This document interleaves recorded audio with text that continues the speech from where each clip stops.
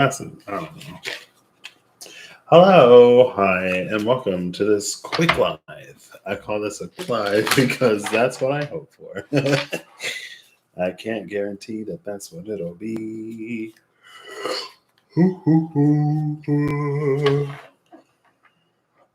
I had the thought to use some deck, but I don't remember. It's the usual not sponsored today, but with a new drink. I don't know how I feel about it. I grabbed the SKT. We're gonna pull a few cards. We're gonna shoot for like 10 minutes max, so I can go to sleep. Sleep has been difficult to come by these past few days. I feel like I keep falling asleep like right before my alarm. Like I'll lay in bed with my eyes closed and I'll feel like I'm about to fall asleep, but I'll never cross the precipice or the threshold until like an hour or an hour and a half or an hour and a half before my alarm is supposed to go off. But it's my last work night tonight. So anyway, let's follow Patricia. Got it. I don't have my glasses. Now the whole deck is in reverse.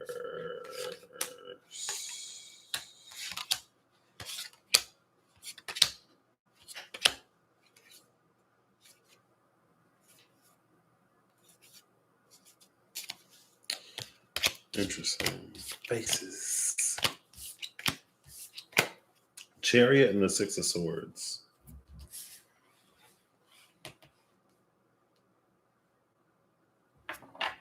Cancer, Mercury, Aquarius.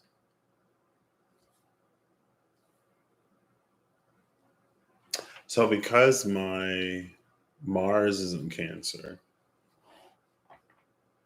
this would be Mercury conjuncting my Mars.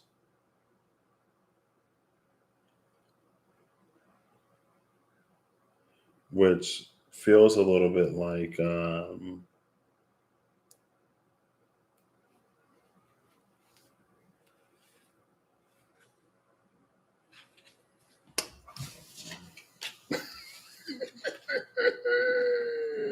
I think I would have learned my lesson at the last time. All right. Ooh, now there's the Four of Wands and the Six of Swords at the cut. I mean, it reads like speak what. It's more so than speak what I desire. It's almost like make my intentions plain. Because it's like say what I'm gonna do. It's that like say what you're gonna do.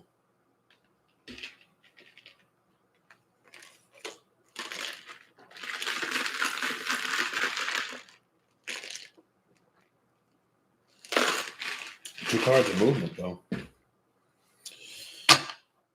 Okay. All right. For the collective, I'm just interested to see if it's going to be the same energy. We did just have that new moon in Virgo. The Scarlet Shield. The Scarlet Shield came out before. She holds the snake and the eagle, the snake and the bird. Or order. When order wins out over chaos. Oh, it finally focused right as I was about to put the card down.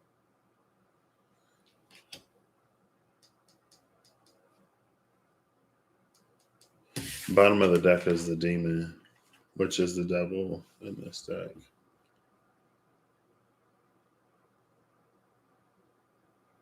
Feels like the Scarlet Shield is protecting something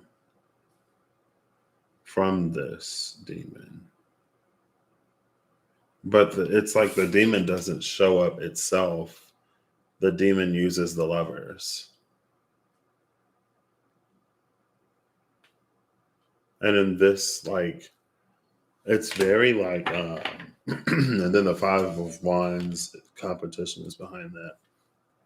It's very like, is that not possession, but kinda. It's like a movie or a video game or whatever, where like people have red eyes and it's because they're being controlled or manipulated by whatever. Because the thing itself can't manifest or the thing itself can't enter a place.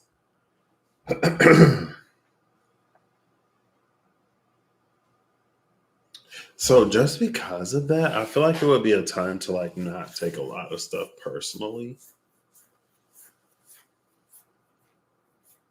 But at the same time, I feel like, I don't know, anyway. The Scarlet Shield is holding a space. Power and authority of air. Gemini is empty. Libra has the South Node in Mars. Aquarius is empty because Pluto is in Capricorn.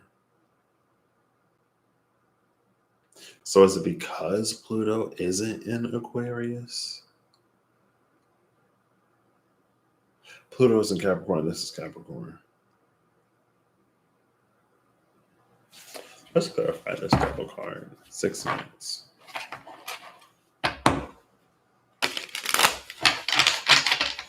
First, we'll clarify the devil. Archangel of Mysteries made an appearance. There's the Chariot again. First, we'll clarify the devil, and then we'll see what's behind the Scarlet Shield. It could just be the mind. It's the power of the mind. The outlaw. Sacrifice and redemption. Water.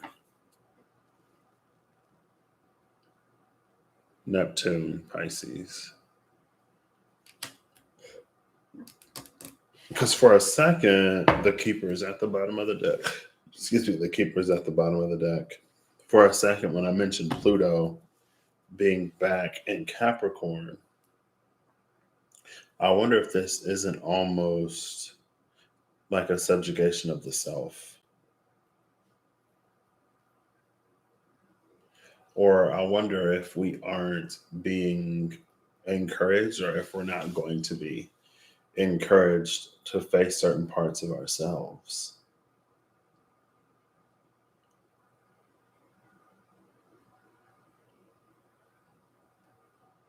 That's a lot of majors.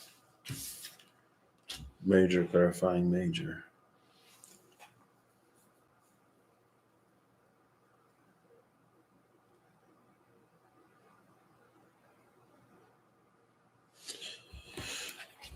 What lies behind the Scarlet Shield?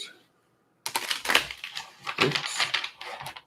If the power and authority of air is the mind, then that would fit in a way. The angel and the keeper. The angel keeper. All right. Oh, that was quick. It slid over like butter. Another major. The warrior and the joined one. 2 of Cups and the Sun. The Sun and the 2 of Cups. Oh, this is gorgeous. The Sun and the 2 of Cups is behind the Scarlet Shield.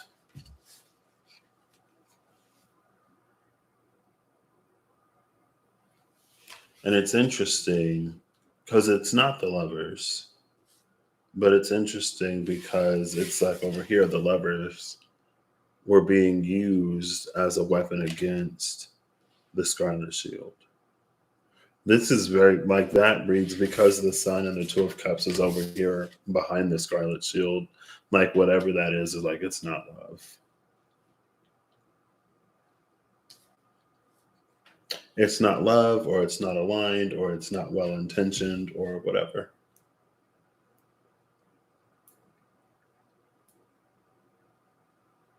Venus retrograde is over. When does Venus transit into... I wonder when Venus exits the post shadow and when Venus transits into Virgo. Because this almost feels, or it almost reads like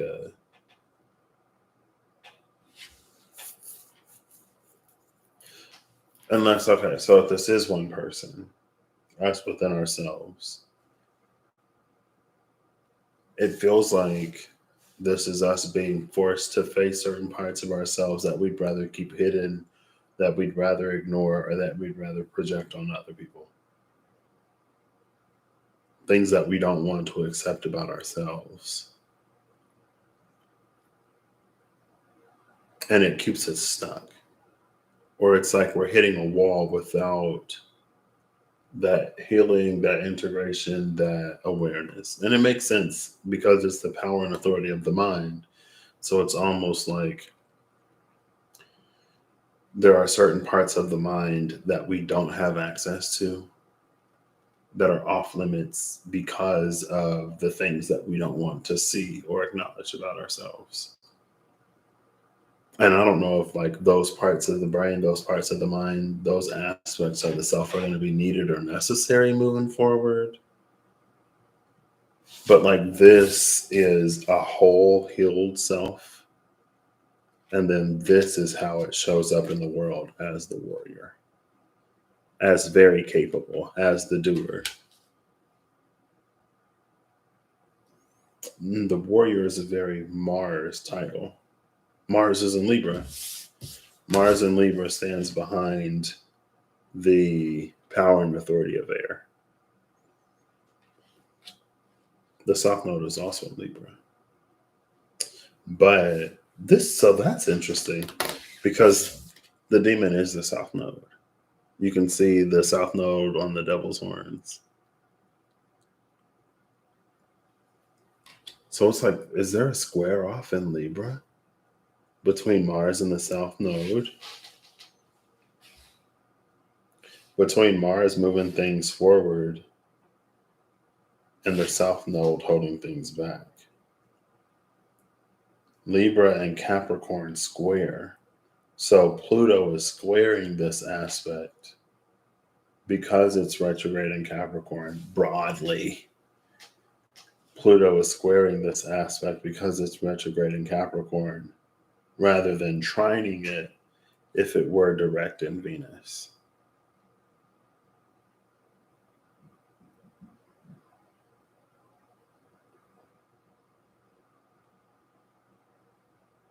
I'll be right back. It sounded like somebody just knocked on my door.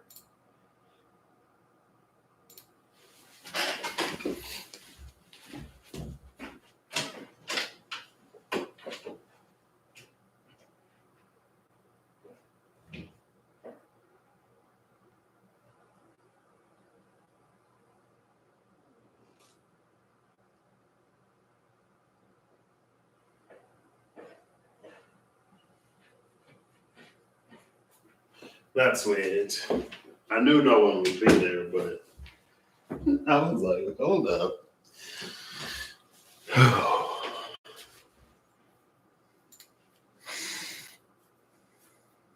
Interesting.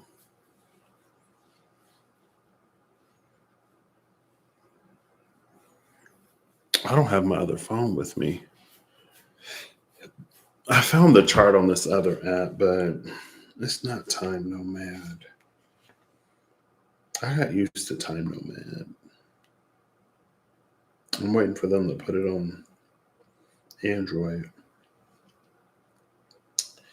I need a chart for now, please.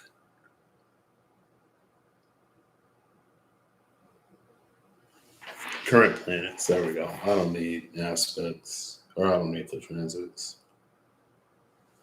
Oh, the moon is in Libra.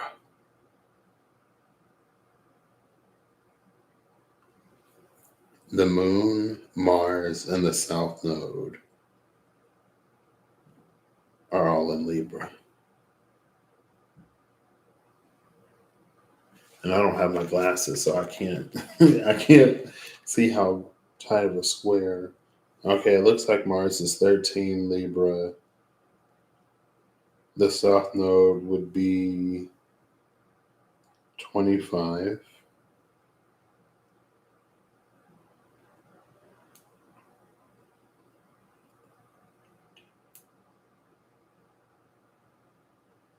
Yeah, the only air energy right now is Libra.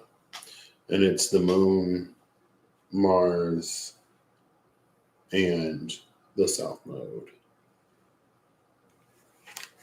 Wow.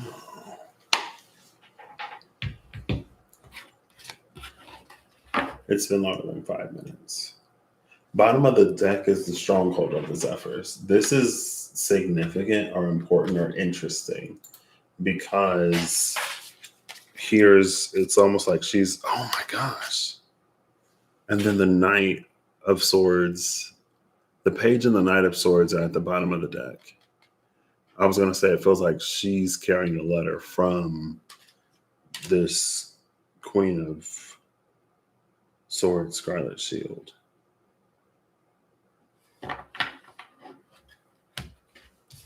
The Page and the Knight of Stronghold of the Zephyrs, the Shining Winds.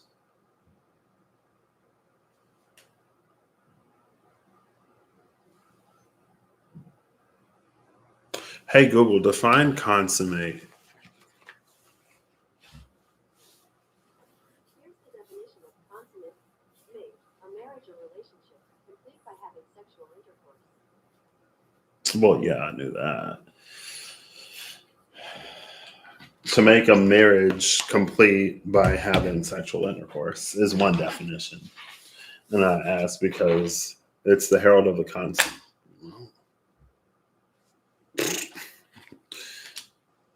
The herald of the consummating fell on the fell on the table, pointing towards the outlaw. Oh, so yeah. Okay, that makes sense.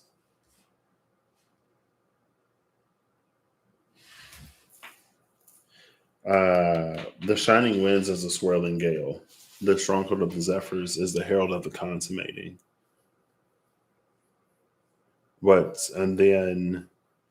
So the outlaw might, again, like that's what made it feel like parts of ourselves that are outlawed or hidden or whatever. But those parts are going to be welcomed back into the fold, which we see over here behind the Scarlet Shield. So yeah, Scarlet, that's just like this ain't about nobody else.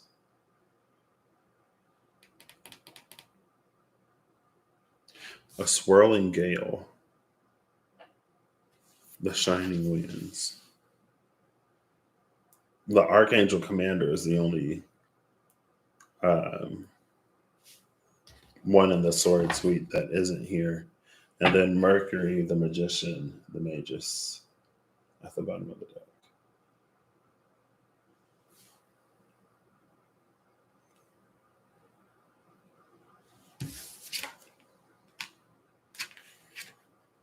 We have Universal Mercury here.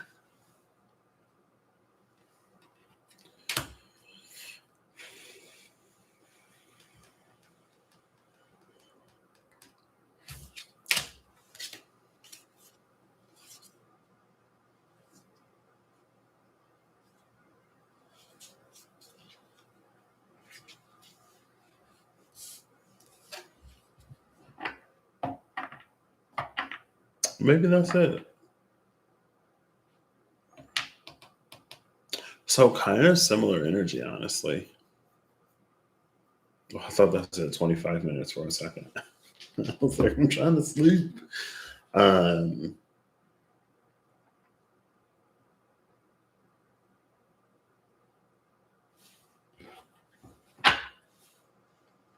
Let's see. I'll put the magician back. What is the message of the stronghold of the Zephyrs? Like, I kind of know what it is, but I didn't pull her extra card.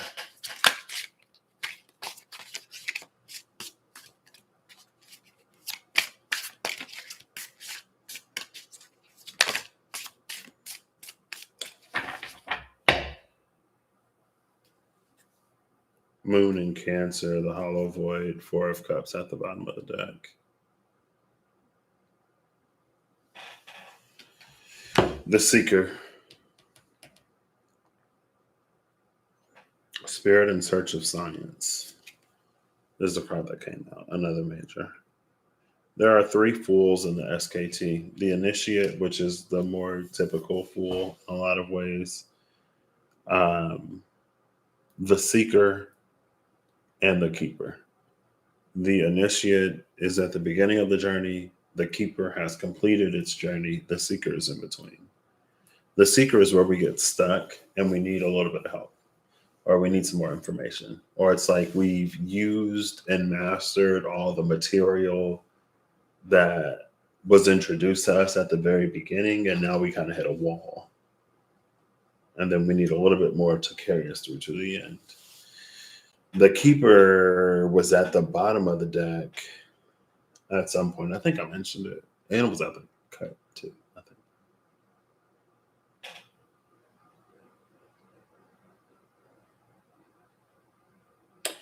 What's interesting, I've never necessarily seen it this way before.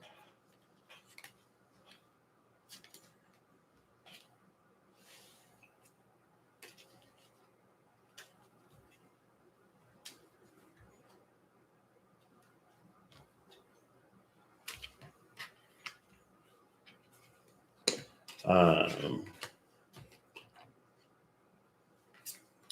but the hollow void, it's like it's in the space of, it's like trying to receive a transformation or something like that. Like it's sitting in this meditative pose. But scorpions represent transformation, and it's up here. So it feels like this true, actual, legitimate transformation is out of reach.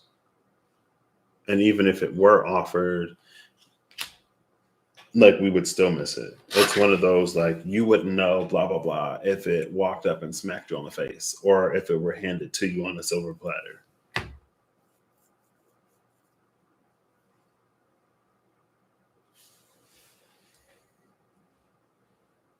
And it's because of the outlaw, or it's because it's been outlawed.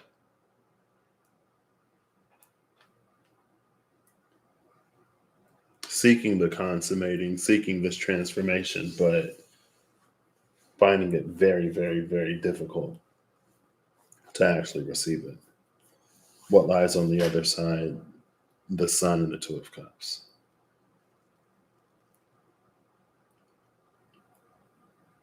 A swirling gale. This makes me think of the maelstrom. I think that was when I went live with Corey that one time.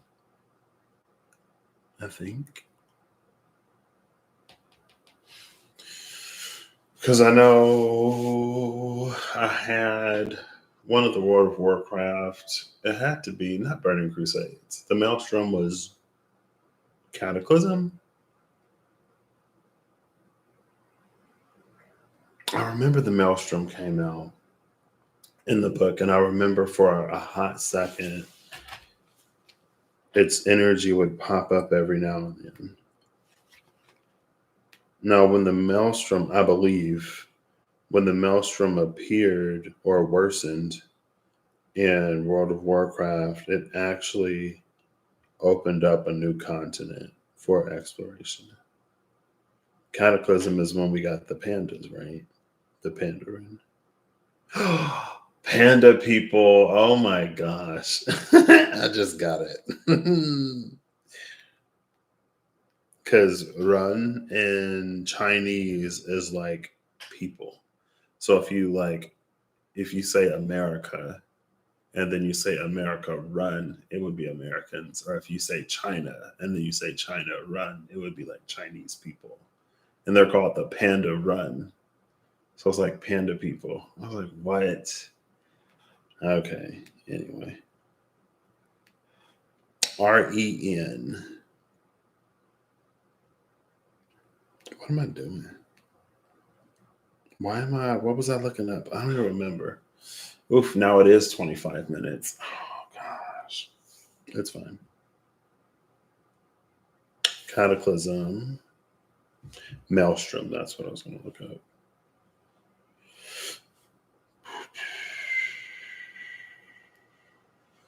If there's one thing I love about the YouTube Studio app is that I could type in a word in the search and see what videos pop up.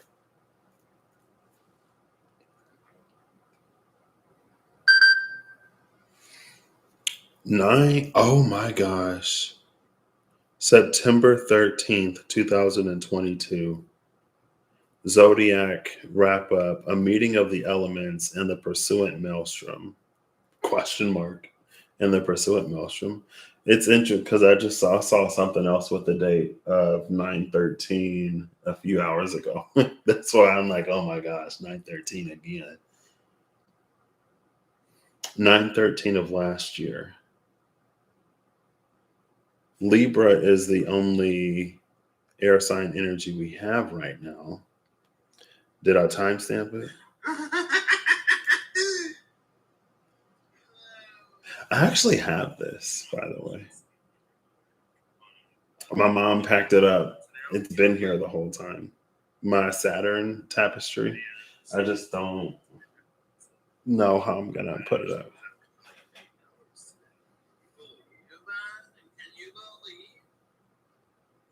I didn't timestamp it.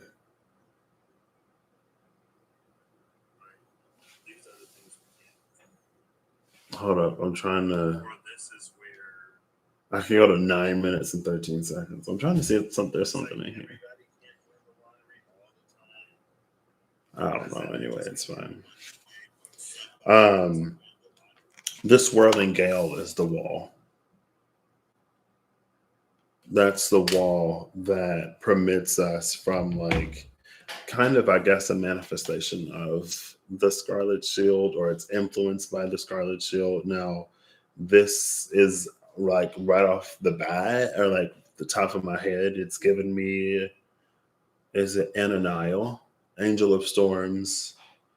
Um, it's giving me one of the Diceology cards.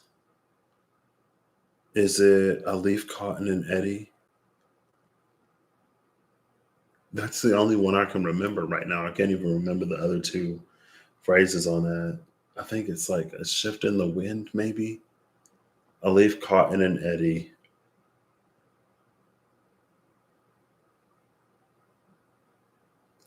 It almost feels like, because there was a lot of that, it's going to be really important for us to know who we are. Energy. I don't know if, like, because there's so, like, there's a tower energy here, but it's not. Like, it hasn't come out, but we have the swirling gale in the shining winds. We also had the stronghold of the Zephyrs that came, like, they were front and center ready at the bottom of the deck. It's also interesting that the Archangel Commander isn't here.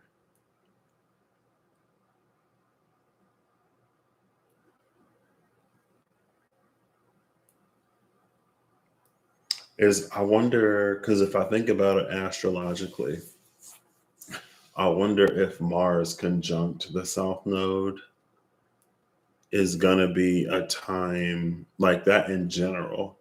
It reads as a time where it can be really easy to, like, slip into old habits.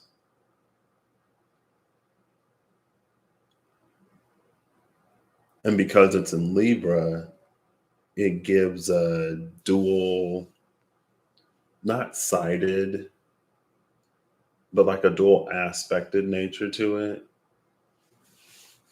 And that dual aspected nature, it feels like, for example, if you are running a narrative that people something something blah blah blah, it's like with that, I'm trying to pinpoint it, because it's basically like it's an area where we don't see how we influence certain outcomes, but it's like we project the blame onto other people, but it's because of something that we do or a behavior that we have, that there's a certain outcome that's reached. And like the dual aspected nature of Libra is like we see the effect, but we don't necessarily see how we're the cause.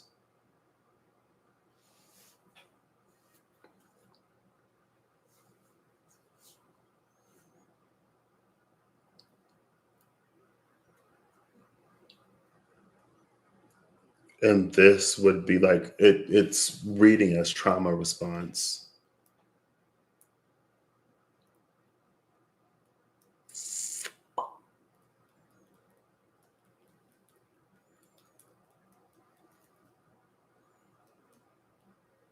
I wonder how slow Mars is.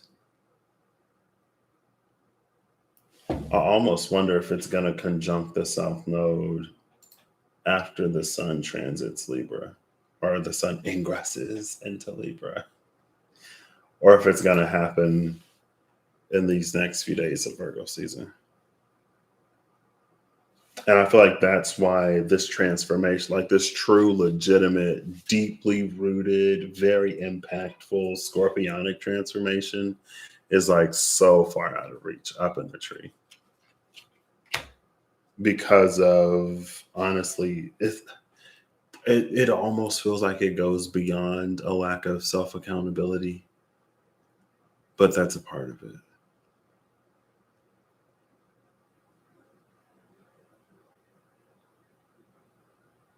I almost wonder too if there won't be like a manifestation that's, it's almost like there's like, if we're pregnant, collectively pregnant, and there's something that we're trying to manifest, but the cervix isn't dilating wide enough to like birth the baby. It's like the baby is trying to push its way through.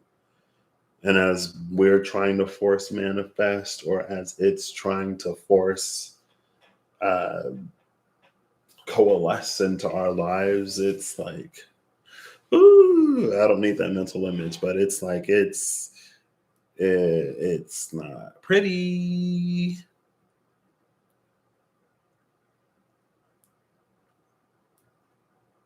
But it's like it doesn't have to be a tower. But again, that's why it feels like the Two of Cups and the Warrior is on the other side. On the other side of this Scarlet Shield. They're the ones that basically pass through the gale. Because what's, again, Herald of the Consummating, to consummate is to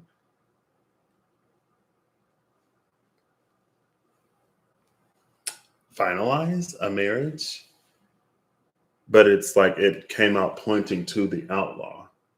It's a marriage between these parts of ourselves that we wish weren't, that we wish that would not be, or whatever. Because again, like at first it felt a little like, "Ooh, what is this?" But as soon as I mentioned Pluto being in Capricorn, I was like, "Oh," because it feels like Pluto is like trying to be helpful,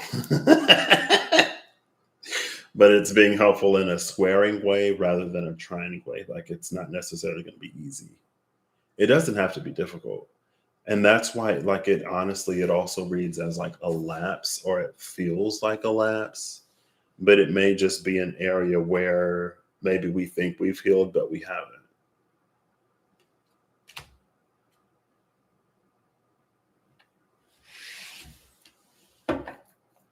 I don't know if I would necessarily say that.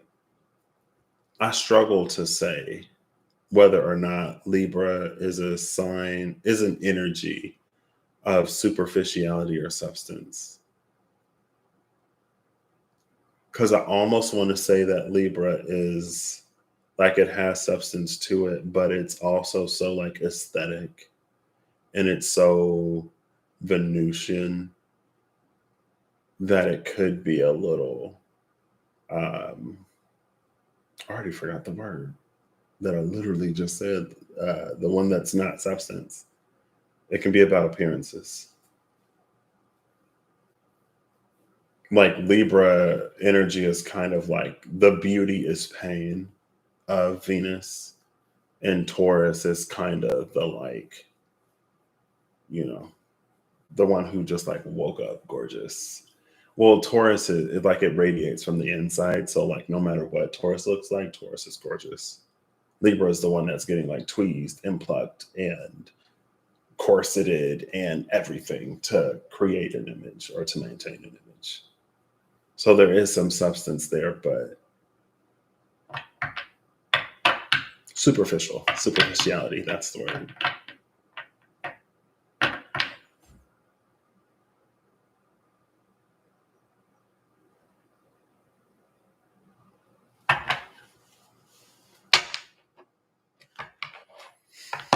But yeah, it's reading a little bit like a lapse because, again, because of this demon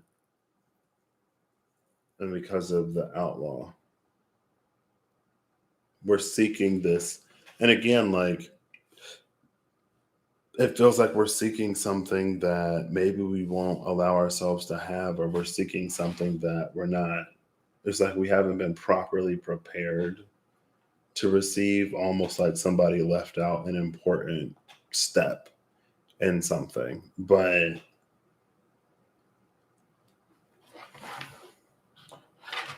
what is the nature of this swirling wheel?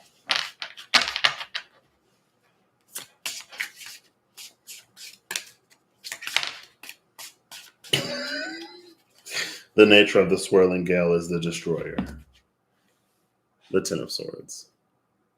Oh my gosh, Kalima! Shout out, love her. Yeah, that is the Sun in Gemini. So Sun in Gemini, just read like it is. It's like showing you very plainly this duality. So that's interesting because again, like it was that energy of like, for some reason with that Mars conjunct the South Node in Libra was this energy where it's like we're really good at seeing this, but we're not as great at seeing this over here. That is a direct contributor to this. The Ten of Swords, the Destroyer, Sun, and Gemini is like it'll make it plain. And that may be the difficulty in this situation, depending on how badly we don't want to see the truth, or how badly we don't want to know, or how comfortable we are with other people being the reason why X, Y, or Z.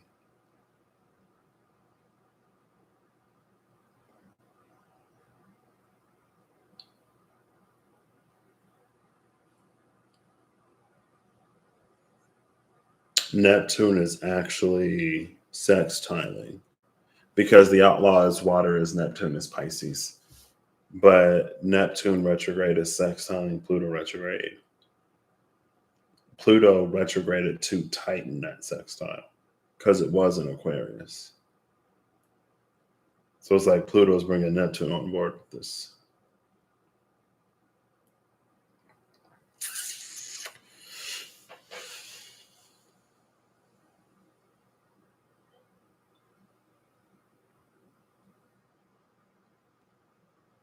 See, when Mercury was in Cancer, we got the Two of Cups that came up with the Sun. When the Moon is in Cancer, that's that Four of Cups, hollow void. Communication is also going to be important. Did that come out? Or was that me? Was that like the cards that I pulled for me earlier that I was like, whatever? Like it's important for something to be communicated. I don't think that's come out. It's important for something to be communicated rather than just like felt, because in the moon, it's like if it's not revealed, if it's not communicated, it makes me think of every time anyone in my life has told me that people aren't mind readers. So if you don't tell people that they're upsetting you, they're not going to know that they're upsetting you. Type of energy. With the moon, it's like it doesn't reveal it, so nothing can change, nothing can happen. That the true transformation of the situation remains out of reach. But with the communication of Mercury, something can be done, something can be made right. An agreement can be made.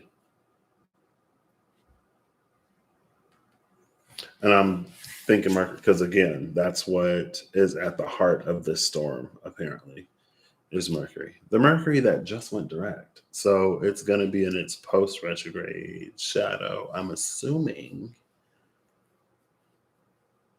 Unless it speeds through Virgo and like, oh, see, if I had time nomad, I could just change the day. Boo.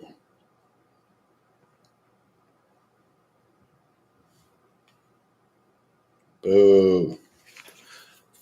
Well, maybe it's important that I don't know. I don't know if Mercury is going to be in Libra by the time, well, the moon is in Libra right now. But I don't know if Mercury is going to be in Libra by the time Mars conjuncts the South Node.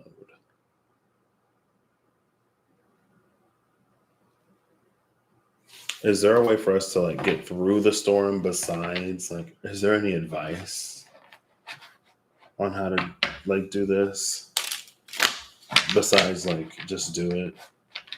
Because like it feels like it may not necessarily like it feels like something that might disproportionately affect people based upon again how open they are to like loving themselves, being patient with themselves, knowing themselves, and like seeing the truth of some things. The more you resist it, like the harder it is to break the chains, or the more you resist it, the tighter the chains are. Oh my gosh, that's Mona Lisa.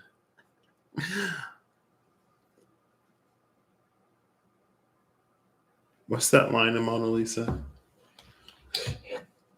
I can feel the cuffs on my wrist. I don't need these bracelets. I can feel cuffs on my wrist. I don't need these bracelets. Mona Lisa. Um,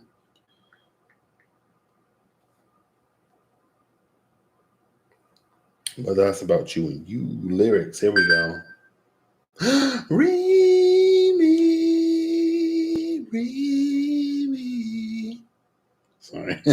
I'm not sorry.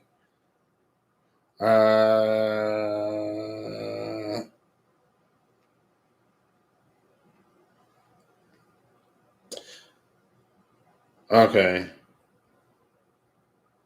It's I can hear your voice in the streets and the TV stations and the polices. I can feel the strains on my wrist. I don't need these bracelets.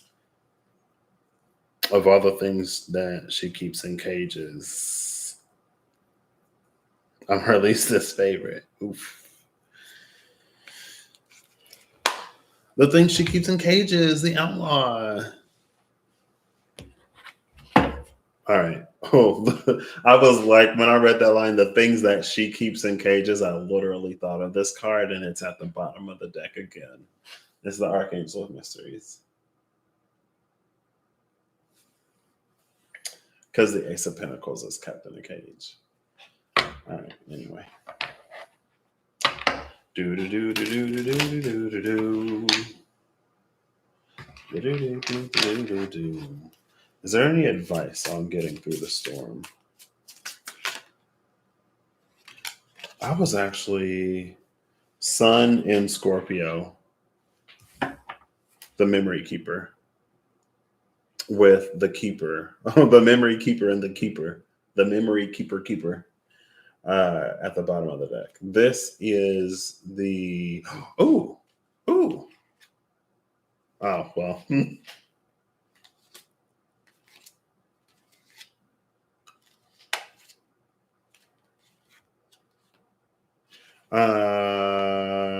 The initiate is right behind the keeper.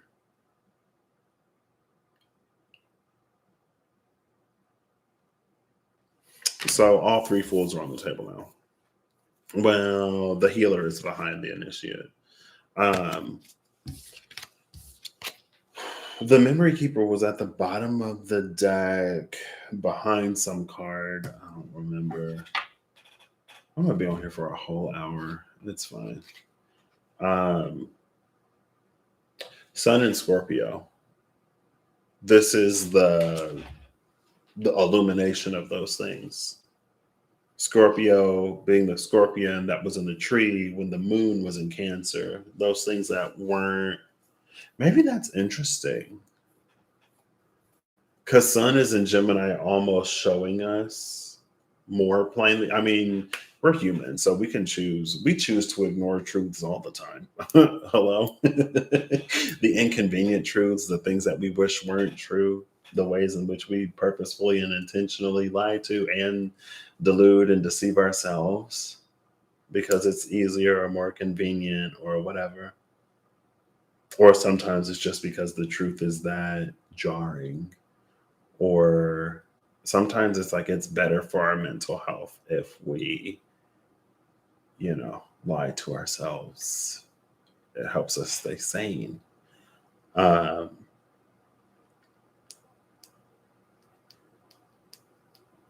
a lot of sun energies. Is that the only planets on the table are the sun and is this Venus? Or is that Mercury? That's Venus. This is Venus in Cancer. I said Mercury. Sorry. That's Venus. Oof. So it's about more than just Oh, yeah. Well, duh. It's about loving those parts. Well, effective communication is a part of like relationship building. You know what I mean? So it is kind of an issue. Did I give Mercury the heart chakra because of like heart to heart conversations and stuff like that? I did. Um, the only planets on the table, it's the sun, it's Venus in Cancer, Sun in Gemini, and Sun in Scorpio. Besides that, we got Capricorn, water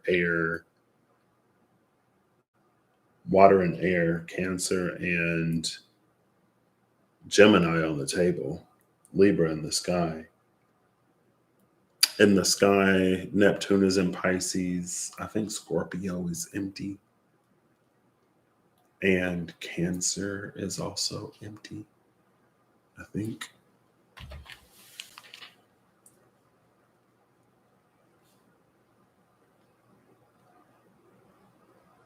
Saturn and Neptune. Saturn is in Pisces. How can I forget Saturn? Um, so this is our advice. Our advice is to look at the stuff that we don't want to look at. Sun and Scorpio. This might also be, if this is a trauma response, the source or the root of those traumas might be revealed. Or it may be possible to like go to the root and heal something. And when we heal something at the root, it's like it remedies the trauma response. We don't have to respond in a way anymore. It's very like you have to feel it to heal it, like stuff that you have to look at. Advice to make it through the swirling gale is to look at it, see it, and allow it to be illuminated. Allow the sun to reach those places that we'd rather keep dark. But again, it's kind of already come out over here. That's the consummating and the outlaw. First you see it, then you learn to love it, and then you're golden. And because the keeper is at the bottom of the deck now, it's like it brings us to a completion because the seeker again was the message of the stronghold of the Zephyrs, of that consummating, of like making that union official. Because it's really easy to like call ourselves healed, and it's really easy to like, it's almost like on the easy days, it's easy to like show up. Like if everything is going great in life, it's like if your traumas aren't being triggered, it's easy. But love is showing up even in the difficult times, even in the hard times, even when it isn't easy.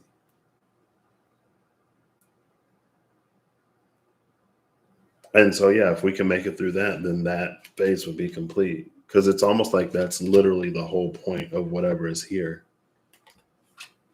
It's to actually free the lovers. And the reason why I say it may be highlighting the root is because we see the lovers as newborns, as newly hatched dragon and phoenix in this memory keeper. And then it's like after we complete that cycle, we start a whole new one with this initiate. And it may be a cycle on like the healed side. We begin our actually truly healed life. The archangel of healing is right there.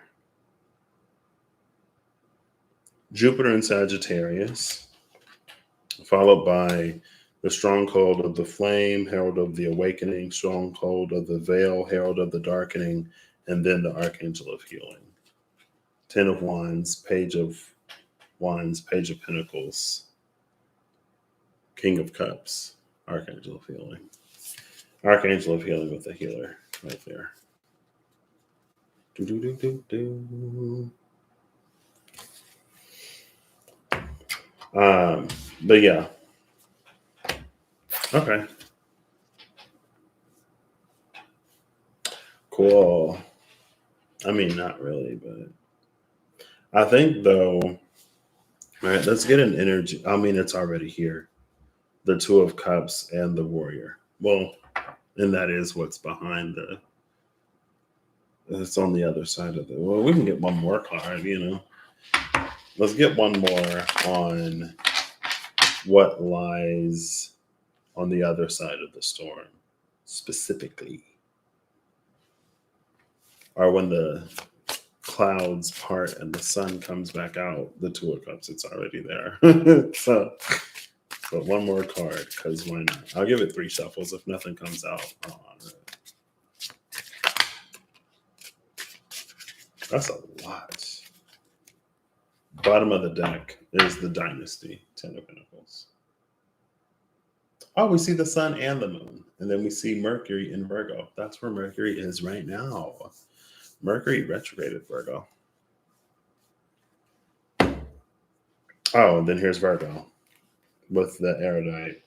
Lux ex tenebris, light from darkness.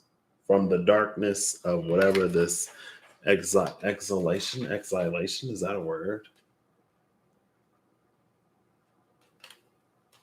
There's light that comes from that situation. I mean, also, there's light that comes from that situation because of the light that we allow to be like shined upon that situation, shown upon that situation, or because of the light that like we bring it to it. And like this is like this light, this is like a full Patrick moment. This light is not a light of avoidance, right? Like this isn't a love and light. This isn't this isn't light that is devoid of substance because it's in Scorpio. You can't reach Scorpio if you don't have substance. You have to have weight to sink that far down. It's light with actual presence. Like that light, it's like if you imagine the divine, God putting like all of his attention on one thing, almost like how if you use a magnifying glass to burn things, it's like that's the power of like attention and intention. Like it makes me think of any of the tower cards where there's the eye of the divine, but for me specifically, in the vice versa. On one side, you see the lightning bolt and you see that big old eye in the sky. Like, well, it's only one of them. Sorry. Anyway, like that is what you have to do and have to have and have to be to reach Scorpio. Water does a surprisingly good job at reflecting and refracting the light. Light can pass through air like that. Air is not, unless it's like fog, but air itself is not going to reflect and refract and dim light, but water will. At great depth, but water will do it. So again, it's not like one of those, and it's Pluton, like it's Pluto energy.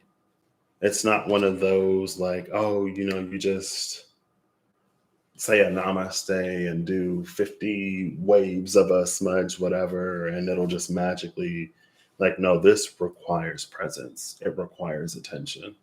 And it's the lack of attention that's caused it to fester to this point. Again, like, that's why it feels like for some who think themselves healed, it's gonna test the substantialness of that healing. The erudite, light from darkness, like from that darkness, a light will be born. Which is again the hermit of the mysteries, the archangel of the mystery. The archangel of mysteries was the she that kept the things hidden in the cage. This is the hermit of mysteries. Ooh. And then we have the mason, which is the three of pentacles, the three of orbs. We have the Hector, which is Venus in Aquarius. The mason is Mars in Capricorn.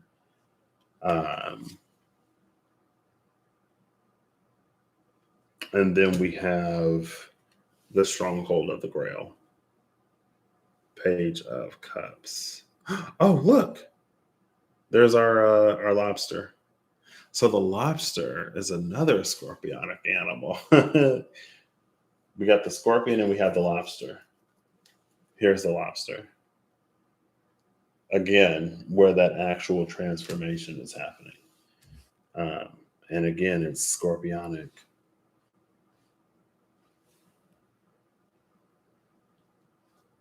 The South Node was just in Scorpio. Interesting. Let's see. All right, now we got to find the message of the stronghold of the Grail. What bringeth her and her? What tidings doth she bring?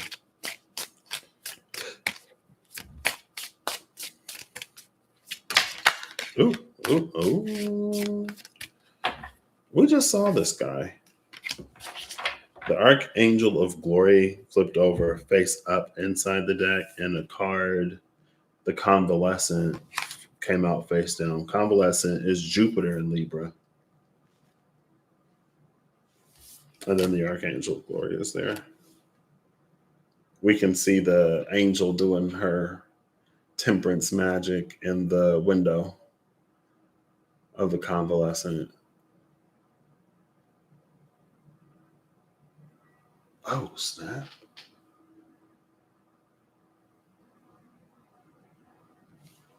I've seen all four pages.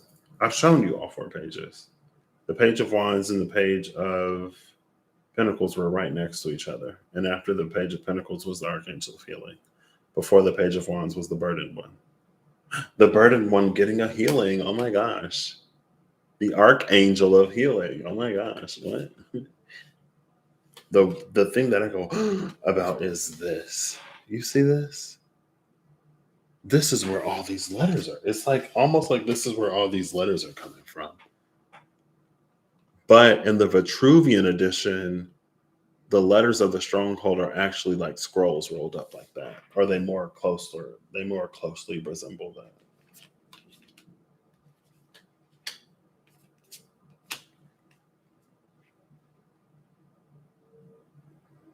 And this is Jupiter in Libra.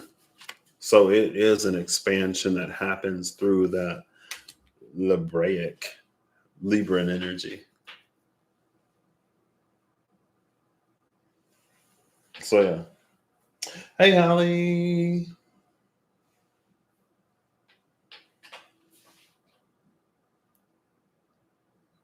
I wonder. No, I think Mars is already going to be in Scorpio. I'm pretty sure Mars is going to be in Scorpio by the time that happens.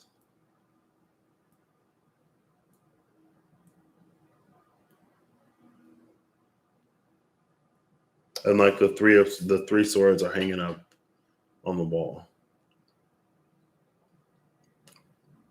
So it's like, this is interesting. I guess it's interesting. It almost like it I don't want to say like it displays its trauma like it's like a scar with a story, like a battle wound, like a medal of honor type of thing.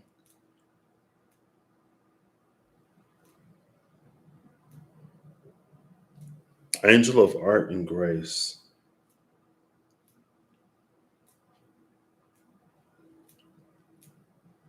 That's the message of the stronghold of the ground. I feel like, and maybe that's because of the initiate that was on the other side of the keeper too. Um,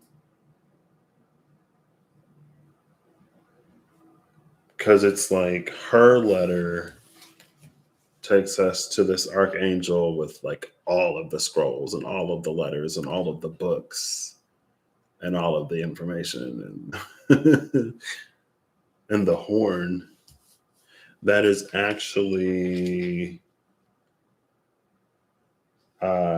indicative of now. One of my coworkers was telling me 2 days ago now, but yesterday in my overnight work world, that I'm gonna butcher the pronunciation, but the Jewish holiday, the feast, um, he was like, it's actually like Yom Teruah, and he was talking about the shofars that are blown, and it's making me think of the horn in the. It's making me think of this horn in the Archangel of Glory, Yom Teruah, and the shofars that are blown. He kept saying shofar like I was supposed to know what that meant. I mean, but I'm the type of person, like I'm a context learner. So I allow information to like sit in my brain. And then the more I'm exposed to it, or the more that I read, or the more that like I listen to people, I allow the context to like come in and complete that information. So within the span of that conversation, I learned what a shofar is. But when he first kept mentioning shofars, I was like, what does that mean?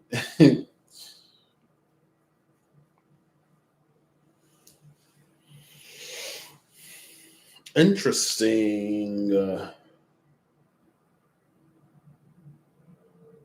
And the Five of Swords, they're like, there's a path to the sun in the back. The Five of Swords to me, the Five of Swords for me is an interesting card. I think it depends. It's interesting to me. I feel like I have a slightly more positive, not positive. I also look at the Five of Swords different than a lot of people I've discovered. Because I've always, like, I learned the Five of Swords as like this perspective. Like, this is the person, this is us. But a lot of times I hear other people talk about the Five of Swords, they're like, this is us.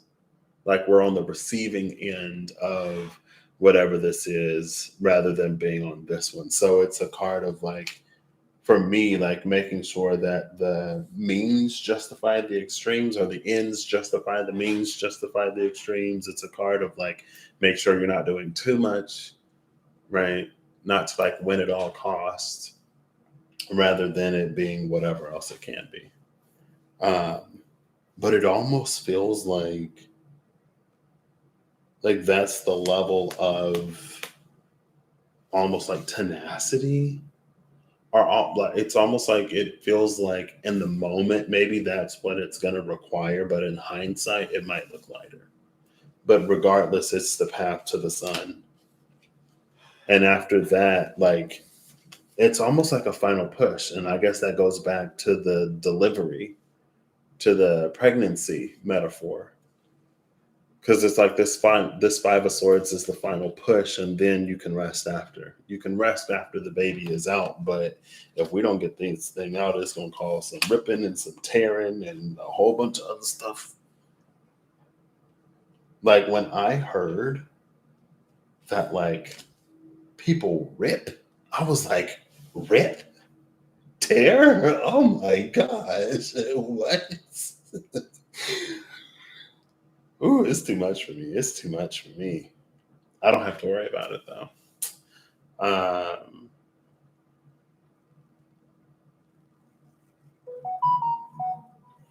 But yeah,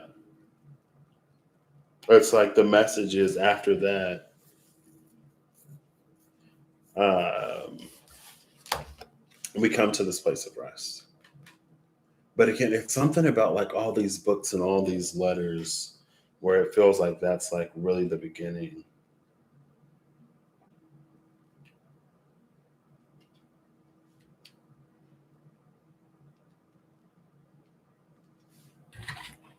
And just like that, it's been over an hour.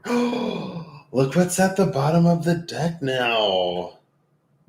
Are you ready? Guess what? I'm going to let you guess. It makes sense. I'll just tell you that it makes sense. Guess what's at the bottom of the deck? It's the Lovers, but they're like healed. And they're not like this possessed, crazy, whatever that they were here.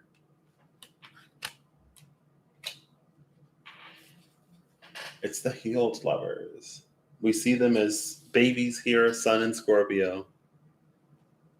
We see them as, I mean, they first came out as out of touch, we'll say, with Capricorn and that South Node energy. But now, after, I mean, I guess, yeah, of course, after that, after the final push, then it's like they're back to their usual, normal, regular selves.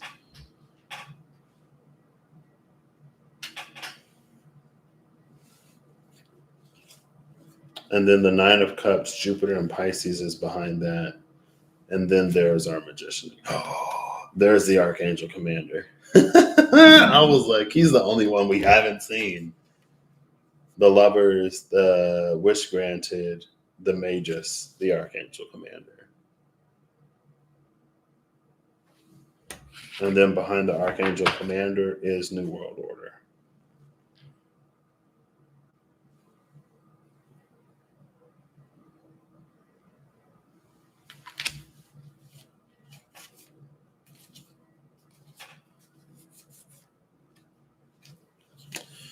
New World Order, the Angel, and the Ferryman. Mercury in Aquarius holding that universal Mercury in his hand. But New World Order and the Angel, and again, it's the same angel that we see in the convalescent. But in the convalescent, she's freed of her ropes from when she was tied up. Mutable energies. Interesting. Cool. All right, it's final card time. I guess this is just a heads up. And it's like just because like we don't have to give in to temptation either with this card. We don't have to give in to temptation. We don't have to blame ourselves if we do make whatever choice or decision because that's not beneficial in any way. But like it probably in Patrick's mind, like there's a way to hold yourself accountable. There's a way to take stock.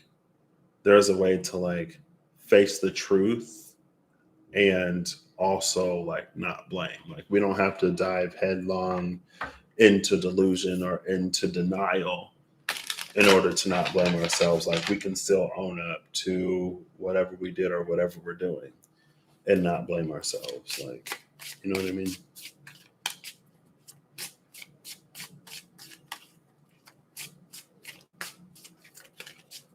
But yeah, that's something low.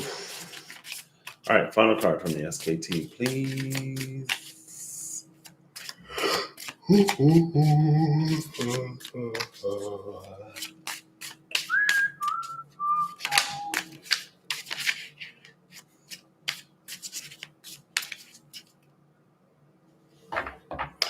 of the deck is the outlaw. The Scarlet Shield came back out. I was like, of course he did. So the Queens of Swords and Wands are males in this deck, or masculine energies. The Scarlet Shield came back out, but with the Ferryman this time. The one that we just saw, the one that's holding that Universal Mercury. Universal Mercury is the one like who has the bigger picture, who sees the parade from the sky, the bird's eye view. And in the Ferryman and the Six of Swords, trust the Ferryman. Trust that the Ferryman knows the ways. And so if the Ferryman decides to like turn left rather than going right, regardless of what it looks like from our vantage point, like you may look at the right path and be like, it looks like super sunny and super smooth. Like, why are you turning left? Why don't we go the easy way? Girl, it's because you can't see that there's a drop off and this little ferry boat is not engineered okay, to traverse the terrain that lies that way. So if the ferryman is like, the ferryman has the bigger sight. Trust in the ferryman. But with these two together, especially in the context of everything and with the outlaw here, it's about getting us to a point where we can see beyond the current scope of our sight. We don't even have to introduce like limitations or whatever. It's just seeing more, seeing beyond the scope. It's opening us up. And again, it makes me think of the bird that's eating the snake. It's time to bring order to some of the chaos in our lives, but we're humans. We can choose chaos where there need not be. So with that, I bid you all adieu. And a great evening, morning, night, whatever, whenever. I hope you're acting in alignment to make all that you wish to experience your reality. And more than anything, I hope you are listening to your own intuition, discernment, guidance, and wisdom. And thanks, Holly, for stopping in. And I will catch y'all when I catch y'all. Seems like I feel like, it did come out. I feel like it wasn't as I feel it's kind of understated, I guess, how gorgeous of an energy this could also be, or how gorgeous it'll be at its conclusion. But like the Sun and the Two of Cups were there. There's some other cards that came out. The Ten of Pentacles was at the bottom of the deck.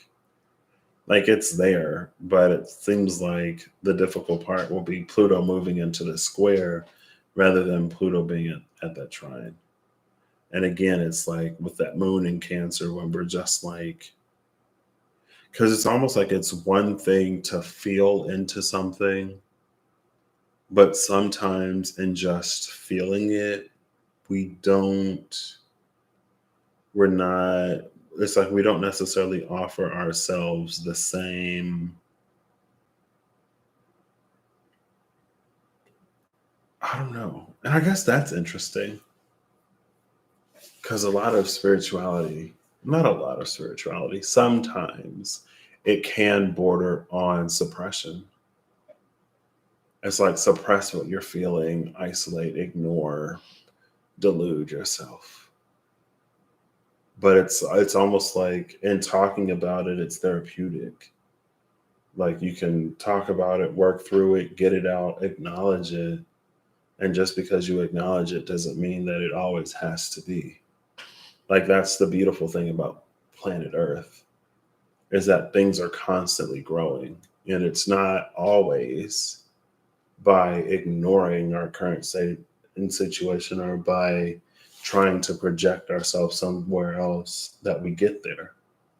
Sometimes it's by like being in the cocoon and like working through it and then emerging. But the cocoon, like it takes work to build it itself. I don't know. That question of like substance versus superficiality. Sometimes it can be like superficial. It's like superficial fluff. And that's why sometimes we hit the same dark nights over and over, or we keep exhibiting the same trauma responses or whatever, regardless of how much we do. And it's like because it's superficial. Or it's like it's topical. But that was Sun and Scorpio. Sun and Scorpio is like talk to a Scorpio. If you don't if you don't know a Scorpio or if you don't have a Scorpio to talk to, just imagine facing the things, looking at all of the things, staring intently into the eyes of all of the things that you've been avoiding and that you try to avoid. That's the beginning of it. Because Scorpio does more than just talk. But at the same time, it's like when that is accomplished, it's no wonder why like all of those healing or like lighter energies like come through. Of like the battle is fully over, like you can rest now. But yeah, anyway. And sometimes it's like sometimes maybe things just happen in life to show us how something isn't effective, or that we don't know as much as we thought, or we're not as prepared as we thought we were. But like beyond more so than just like being like you haven't healed or hi you thought you healed, well here's this situation to tell you or remind you or to show you that you haven't. It's like imagine what could be if you did or if you were. Imagine what will be when you are. But again, that probably falls into how willing we are to see, face, acknowledge, and accept the truth. The truth and truth. Again, it's like trying to be a chef and you never taste the dish. Like you can go by a recipe, but ingredients are different. It cooks up different. Some days the stove cooks hot. Some days it's like if you just like if you've been using the pan all day, it probably heats up. Like so you might not have to cook it as long because it's already, warm. You have to sample the dish, you have to try the dish, you have to look at it, you have to face it as it is to know what you need to add. And so again, like suppression and blind willing delusion, it has diminishing returns past a certain point. Because you're guessing it's salty and you're dumping salt and that thing is like way too salty. Anyway, it's fine. You ain't gotta listen to me. Nobody has to. I actually kind of encourage people to not. Well, I do. I do. Because at the end of the day, what do I know? I'm just a dude living my own experience. But maybe it's because I did so many things that intentionally did so many things that I know didn't make sense. It's like, something ain't adding up. But more than that, it's fine. We all have our own lives. We all have our own journeys, and different things work for different people. It isn't in me anywhere. Nowhere in my soul or makeup is it in me to ignore or to bypass or to overlook. It's so it's so opposed to my own beliefs. Like I don't know, like cuz I feel like it's really easy to like have an argument of like how can there be a God when there's so much suffering in the world, right? But then it's like it seems like so many of spiritualities, I'll do quote unquote spirituality, and of course, hashtag not all spirituality. But it's like it's so easy. Like it reads so much as like ignore the world, ignore everything. And then it's like, I don't know, like in my mind, it's like I can see someone turning away from like Christianity because like how can there be a God if there's so much suffering? And then they turn to spirituality and or the quote unquote spiritual they turn to a spirituality that's literally all about ignoring the world. And then it's like you come into your sovereign whateverness to basically be that God in the flesh that ignores the world, to become the very thing that caused you to leave your first faith or whatever in the first place. Like, I don't know. Anyway, it's fine. See, this is why I just need to end videos when I do. Well, some of this, my North Node is in Sagittarius and my Chiron is in Leo. So it's for me to say the truth of what, like, my perspective and opinion. Because again, sometimes one and one ain't making two. And if one and one made two, there will be a whole lot more twos in the universe. The world would have more of a two energy than like a five or something. You know what I mean? Anyway, it's fine. Where's my happy deck? Hold up. Let me get a universe has your back card. Maybe I do need to buy more decks like this. I need more fluff decks. And by fluff decks, I just mean I need a deck that's going to come out with some nice, calming, soothing words. Because I don't know. It's like people act like hard work will kill them or something.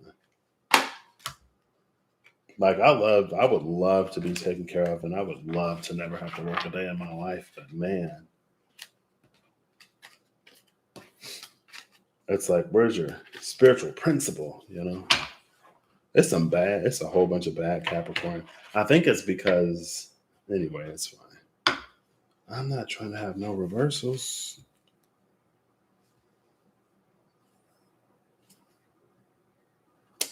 Is it this one card?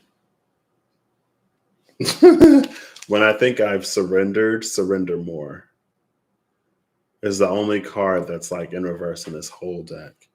Because I was like, I don't want to put reversals in here. So I was going to like turn the cards, but I was like, hold up. It was the only card in reverse in this whole deck. When I think I've surrendered, surrender more. I surrender more. All right, universe has your back for all of the nice, fluffy, frilly words that Patrick honestly doesn't even want to find right now. Because I'm like, it's time for like stuff to actually happen. It's time for things to actually move. It's time for some accountability. And when we can be accountable for our actions, then we can like choose actions that will actually in real life right now physically get us where we want to go.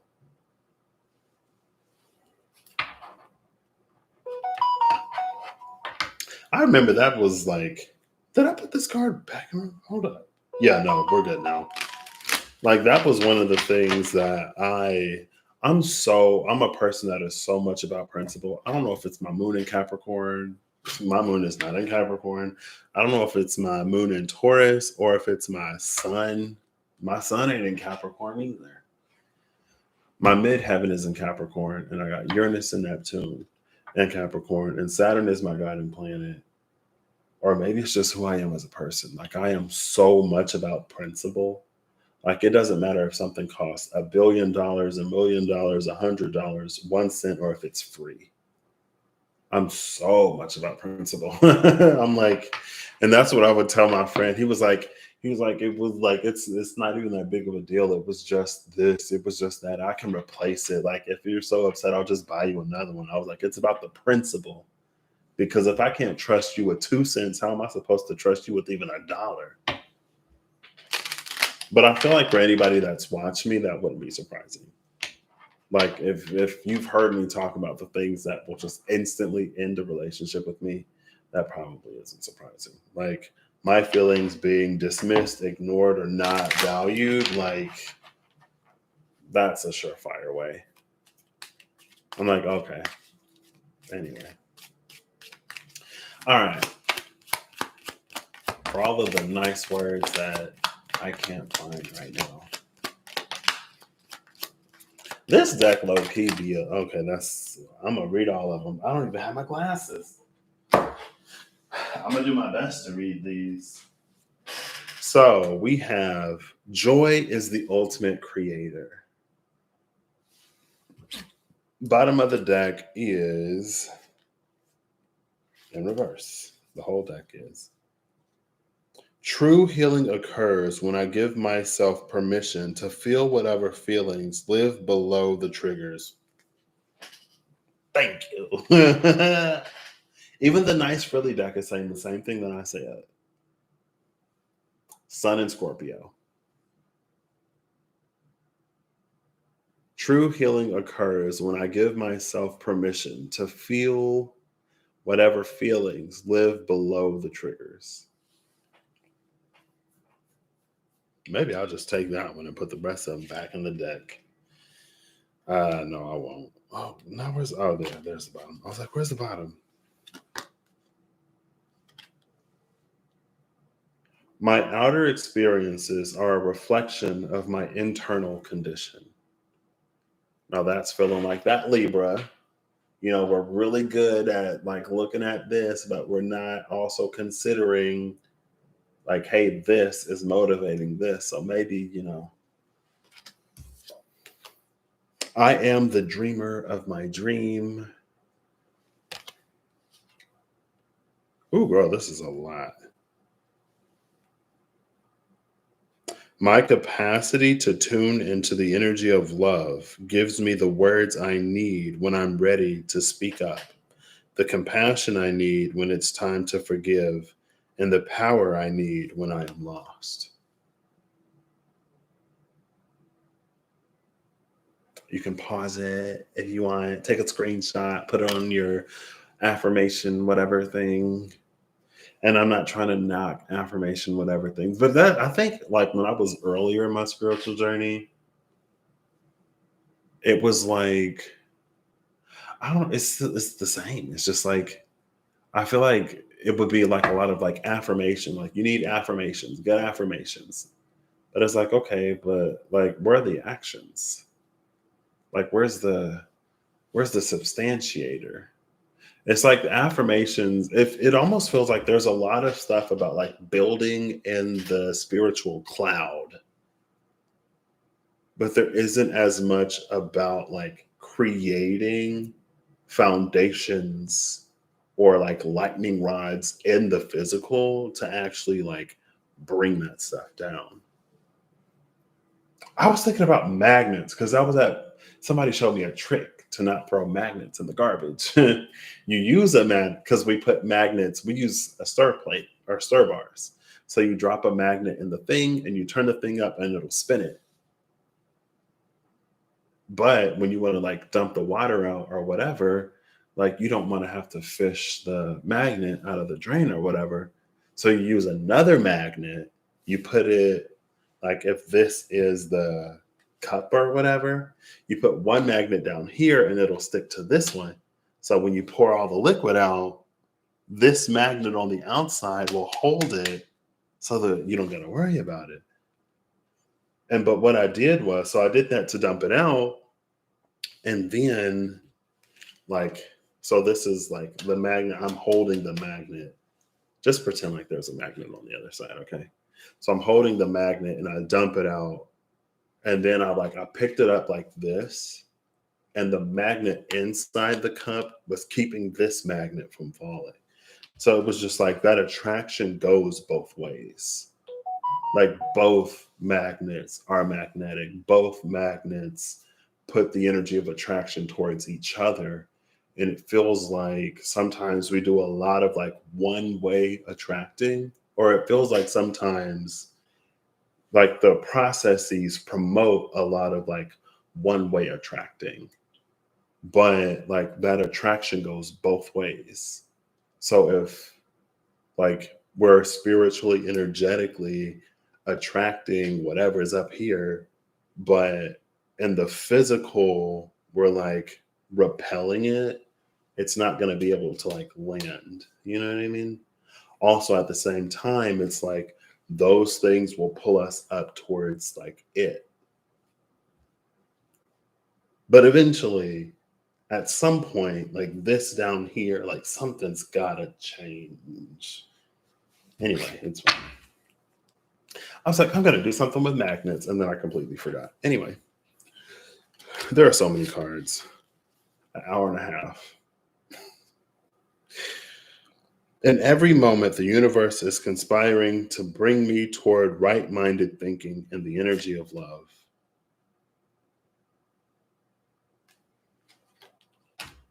My vibes speak louder than my words. Okay.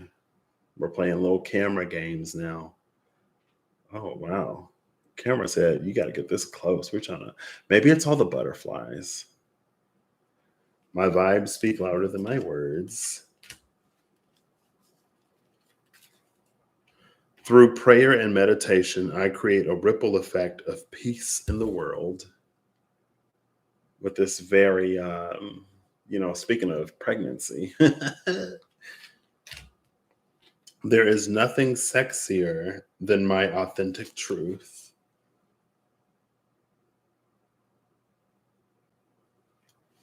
Hope is the conduit for miracles.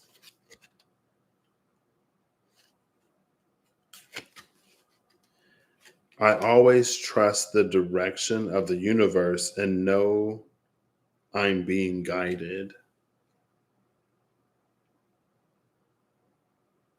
Oof. I say oof because of the dragonfly. I got a personal reading from one of the girls, like one of my girls at the shop. Um, and she was like, "There's this dragonfly here that I've never noticed in this card, and it feels like, are you ignoring your intuition? Are you ignoring like signs and symbols and synchronicities?" I was like, "I don't think so," but I was actively resisting some of that stuff that was like, "Hey, it's time to open up. It's time to soften back up. I know Venus retrograde got you a little spicy." And I was like, no. So that's why it was like, what did it say? I always trust the direction of the universe and know I'm being guided because I was kind of resisting it. I was like, I'm good. That was such an interesting time in my life.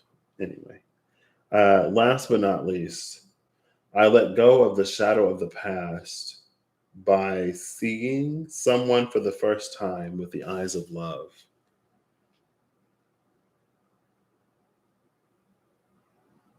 There you go. That's what the nice cards have to say to you. Thank you, nice cards. And again, like I am so just like I don't I know some people like to be like, oh, I don't sugarcoat or what. I feel like sometimes there are people who don't sugarcoat because they don't sugarcoat. I think sometimes it can be easy to just be like rude or mean or to just have an attitude because whatever. And like I'm truly genuinely like I just like I'm out of patience for I'm out of patience for anything that doesn't move the collective forward in a significant way. I'm out of patience for things that don't really empower us, or out of patience for things that kind of disempower us and take us out of the driver's seat under the guise of putting us in power. Um, and I'm over things with like again diminishing returns. I'm over indirect whatever because it does no good to wish better. Like I'm not the type of person that's like I'm just like DIY spirituality. That maybe that like that's me. That's my brand. It's like DIY spirituality. Like do it yourself. And maybe it's because I want to do it myself, or I don't. It's just like it's difficult for me to entrust something to someone who takes no accountability for like their actions at all. Wow, am I uncovering one of my wounds? Kind of, sort of, not really. I mean, maybe metaphorically. Because it's like I remember like Bayonetta. Bayonetta is one of my favorite franchises. Bayonetta 1, I had the game on Xbox, believe it or not. I know most of you probably don't care, but you've only seen me stream PlayStation on this channel because I ain't got an Xbox. I'm not about that life. Um, anyway, I had it on Xbox 360 because I had an Xbox 360. And I lent it to somebody and they gave it back and the case was destroyed. Like I've lent things to people a lot of times and I get it back in like not great condition. And I'm like, and then of course, whatever. Is that where it started? I don't know. This is the part where I therapize myself live. Kidding. Um, but yeah, it's just like I don't because I guess it's like what is somebody supposed to do with that? You know what I mean?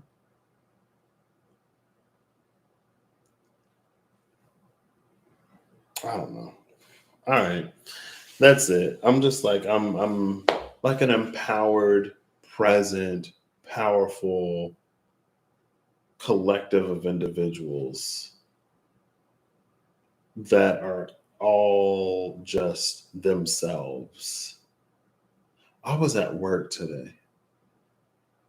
So our plant, everything that we produce, we ship. We don't store any product in house. And so from like this area back here, from this area over here, from like the second floor, like there are all of these things that like bring everything down. And then you'll just like see boxes on conveyor belts all going back to shipping. And it's like, I don't know, well, something about like all of these boxes just like way up out of the way. I guess that goes back to the CC11 spiral about how we have vertical solutions to horizontal problems. But anyway, I was like, I'm seeing these boxes come down from like a whole floor up. And then I was at this other part, and it's like there's the stuff outside, and then there's this door, and then on the other side, there's this thing. And instead of the stuff going like directly there, it goes like over, it goes out, it goes down, and then it goes up, and then it comes back around and like it drops. Like it does this whole loop. And I was like, wow.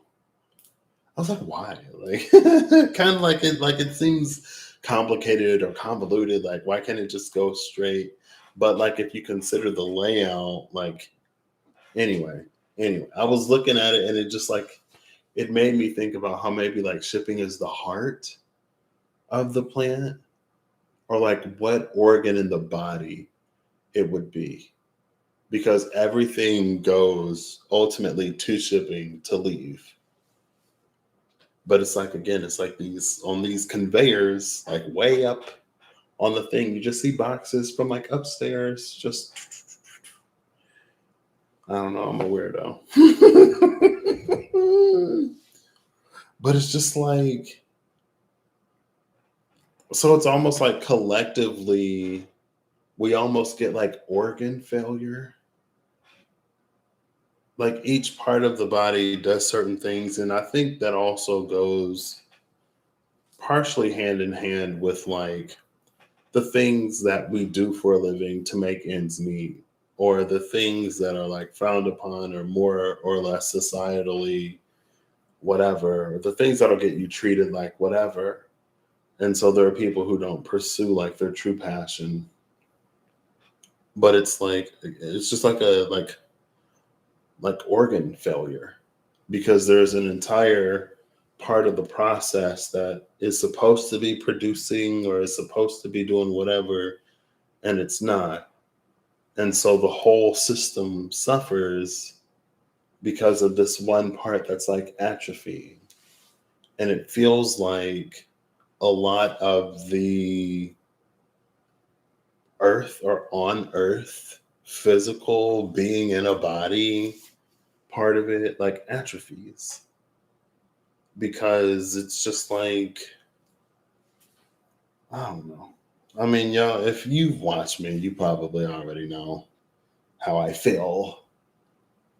And I don't know if it's because of the closeness of some kind of change where I'm just like, or because I don't know. I do truly, genuinely, legitimately wish so much for people. But ultimately, like sometimes there are things that we have to do ourselves. And I know it's not easy, and I know it isn't like ideal. And I know that sometimes it requires a lot. I don't know. Anyway, take it as it resonates. If it don't resonate with you, if it's not your truth, do not take it. Because, like I literally just said, it takes all kinds of people. And that's why we have different truths. There are different people in different roles that give the collective different things, that bring to the collective different things. And like earlier in the video, when I was like, sometimes we intentionally self delude because it keeps us sane or it keeps us alive.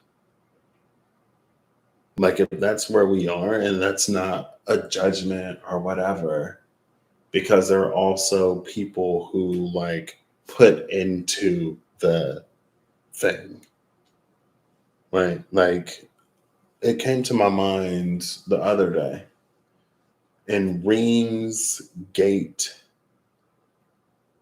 I can't remember I think we did Gate 6 together, because I think she did Gate 7, and then Gate 8 was the one that took a minute to open. Or we could have did 7. Um, but it was the one, it might have been like, I think Gate 5 was Goddess. How did I forget her name? I want to say Aya. Maybe that is her name. I think it was after her. It might have been Gate 6. But basically, it was like there are people who like upload to the collective, and then there are people who are like download. So there are like the uploaders, there are the frequency holders, there are the portal extenders, the one who sit in that piece of what is, the ones who put into the future, the ones who stabilize those portals for others to like step into, and then to like build the bridge. Like that was the Mason, the Three of Pentacles. It's creating this bridge, or it's creating this tunnel, this channel between two different whatevers, right? Like it literally takes all of us. And not everybody operates the way that I operate. Not everybody believes the way that I believe. And that's because it's not helpful or beneficial or true for everybody. So again, I hope more than anything, you're listening to your own discernment, intuition, guidance, and stuff like that. Just because Patrick is feeling some type of way on a Tuesday don't mean like I'm nobody's hierophant. You know what I mean? Or at least I don't want to be. Because it's for like us to all get to know the divine more closely and more intimately for ourselves. And it's because people are weird with hierophants. Like I think sometimes people kind of treat hierophants as the divine in some ways. And it's like, I don't know. Like when you have a whole actual divine there, and not to like knock the hierophant off of their whatever, because they are important. But anyway, it's fine. It's time for me to go to sleep. I will catch you all the next time I catch you. I can't, you know, give me a few days.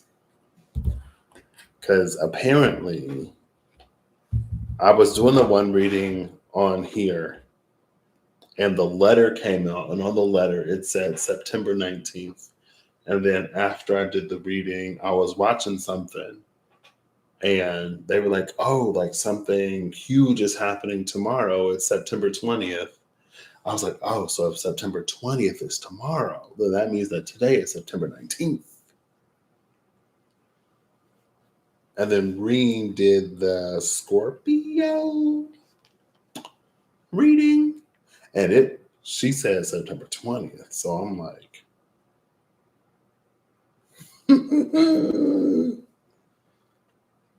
and I've also, the divine is working on me. Like spirit is working on me. I ain't immune. I put up attitude though, you know. So I'm like, sometimes I think like, because spirit knows who I am and how stubborn I am, sometimes I might get stuff early so that by the time like it comes for me to actually do something, I've worked through my bullheaded stubbornness to the point where I can actually, by the time it's time for me to do whatever, I'm like, okay, fine, I guess I'll do it. You know, is it for me to not be like that? Yeah. But also at the same time, I know who I am and they know who I am. I'm not like that all the time. I'm getting much better about some stuff, especially. But anyway, like I know me and spirit knows me, and I know that spirit knows me. And my relationship with the divine is pretty similar to the relationship that I have with a lot of people. Like the way I talk on here is the way I talk to I'm like, I'm a human. I got free will. I can screw my life up if I want to. Just like I told my mom, I was like, I should have the right to do stuff that we both know is a mistake. And she was like, why would I let you do that? If even you know that, like, you shouldn't do that. Because I'm a kid, mom, and that's what kids do. Let me be a child. I only get it one time in this life. Like, let me do dumb things that I'll regret for the rest of my life. Anyway, that's the kind of kid I was. I'll catch y'all later. Okay, bye.